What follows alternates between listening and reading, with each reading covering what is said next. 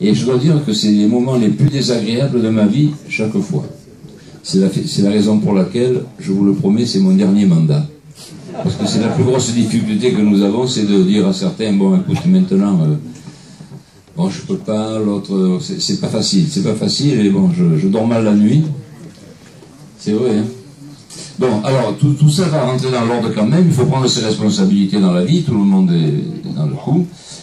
Un grand merci, un grand bravo, mesdames, messieurs. Bon, je sais que parmi vous, il n'y a pas que des supporters, mais c'est intéressant parce que on va vous demander de poser des questions après, si vous avez envie de le faire.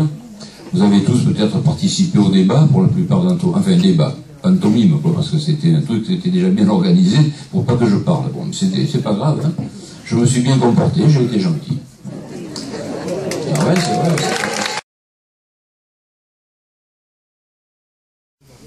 Et on va le résoudre, celui-là. On a trouvé pourquoi. Dans l'allée Pasteur, il y avait des trombes d'eau qui descendaient et qui inondaient les caves des immeubles et des maisons un peu plus bas.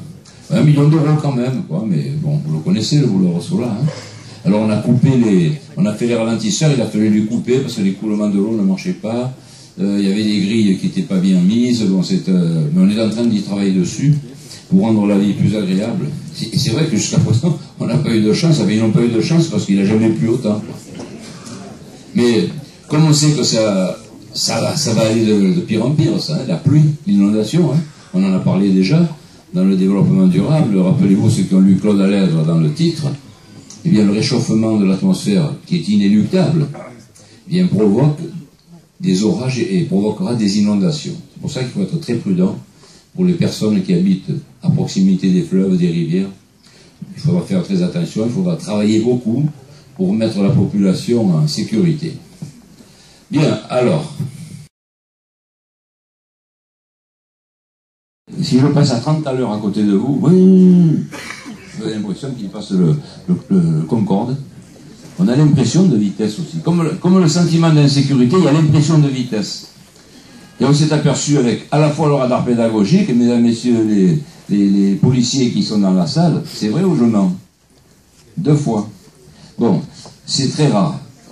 Sur la moyenne corniche des Pugies, ou alors là, c'est le... Eh bien non, il y a eu 2 dépassements la semaine passée. Et c'est pas... C'est ça, c'est que même si vous êtes comme vous marchez à côté des voitures, on a l'impression qu'ils vont trop vite.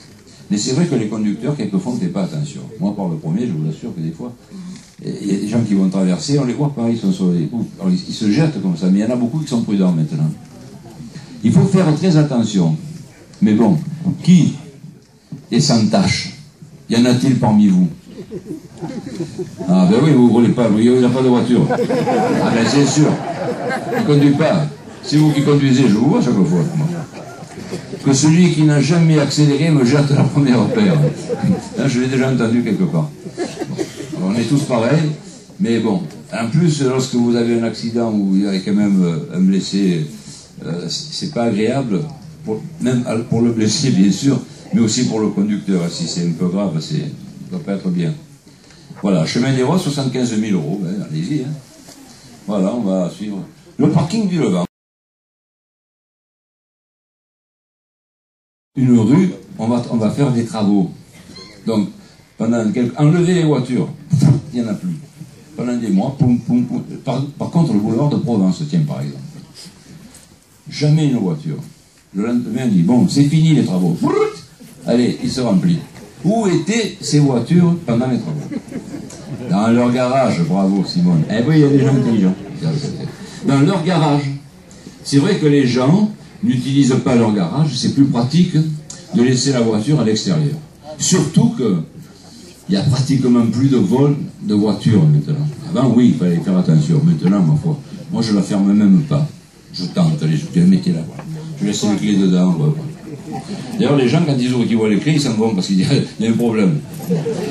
Et voilà. Donc, ce parking, on va certainement le doubler. Ça fait partie, pas d'un projet à longue échéance, mais rapide. Alors, qu'est-ce qu'on va en faire après? Alors là, si on était mes adversaires, on dirait on va consulter la population pour savoir si on fait une zone bleue dedans Si on fait payer 1 euro la journée, 2 euros la demi-journée, 3 euros les 15 jours, vous voyez, c'est agréable quand on consulte la population. On l'a fait, nous, pendant 2 mandats, un mandat et demi plutôt. Après, on a dit stop. Si on est élu, vous nous donnez un mandat. On vous représente. Donc, si on vous représente, on a l'impression de faire ce que vous feriez vous aussi.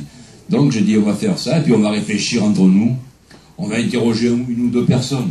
Mais si on commence à faire ça, à la fin du 15e mandat, on ne sait pas encore si on va faire payer, si on fait gratuit. Et ça, vous pouvez, même si ça vous fait sourire, c'est vrai. N'est-ce pas? Bon. Heureusement que vous dites oui. Alors après, le parking du Levant. Contre allée Pompidou. Alors là, c'est 380 000 euros, c'est devant les HLM, les Puget, l'avenue Jean Écart, l'avenue Giono. Le cimetière, l'extension du cimetière pour 1,6 million. Donc il y avait 5 millions à peu près qui étaient là. On rentre en... C'était en 2011. 2011, on ne va pas venir à grand-chose. Puis alors ils nous refont tous les appels d'offres qu'on avait fait pour faire l'avenue Saint-Exupéry, tout ça. Non, c'est pas terrible. Ils en refont. Alors ça dure 1 an. On refait l'appel d'offres, c'est long. Ça. La deuxième année, il n'y avait pas beaucoup de sous. Bon, finalement, la troisième année, presque on s'est battu, quoi. On a dit, maintenant, ça suffit, quoi. Donc, ils nous ont fait l'avenue Saint-Exupéry, comme elle est là, avec tout le vélo qui vient en sens contraire. Alors, cette piste cyclable, elle est magnifique, parce qu'elle part d'en bas, il n'y a rien, et elle arrive en haut, il n'y a plus rien. Mais, la loi dit, lorsqu'on fait une route maintenant, il faut impérativement faire des trottoirs d'une largeur importante, faire la piste cyclable pour les modes doux. Bon, le stationnement, s'il y en a, tant mieux. S'il n'y en a pas, c'est pas grave. Pourquoi? Parce qu'on obéit à ce que la loi sur l'air. La loi sur l'air, elle date de 1962, mais elle n'avait jamais été appliquée.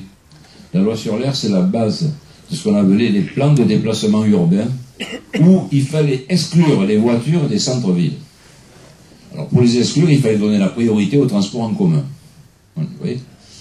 Mais pour exclure les voitures, maintenant, je crois qu'il faut tuer les conducteurs, parce que la voiture, c'est le premier espace de liberté qui nous reste, à nous, les citoyens. Alors qu'on fasse des voitures électriques ou des voitures à pédales, tout ce qu'on veut, mais la voiture, on ne pourra pas la perdre. D'ailleurs, regardez ce qui se passe avec PSA, Renault, les trucs français. Et lorsqu'il y a eu la crise, normalement, on aurait pu profiter de dire, tiens, nos constructeurs automobiles se cassent la gueule, on va les laisser, comme ça, il n'y aura plus de voitures, on prendra que les transports en commun. La première chose qui a eu lieu, c'est de donner de l'argent aux constructeurs de voitures pour qu'ils ne coulent pas. Imaginez un peu, dans une voiture, il y a le travail de la carrosserie, des fauteuils, de tout ce qui tourne autour. Mais c'est énorme. Si on arrête le tuer des voitures, la France est à genoux. Déjà qu'on y est presque. Là, on y est carrément. Donc voilà, je pense que la voiture, elle a encore beaucoup d'années et de jours à vivre encore. Pour des raisons économiques, d'une part, et pour des raisons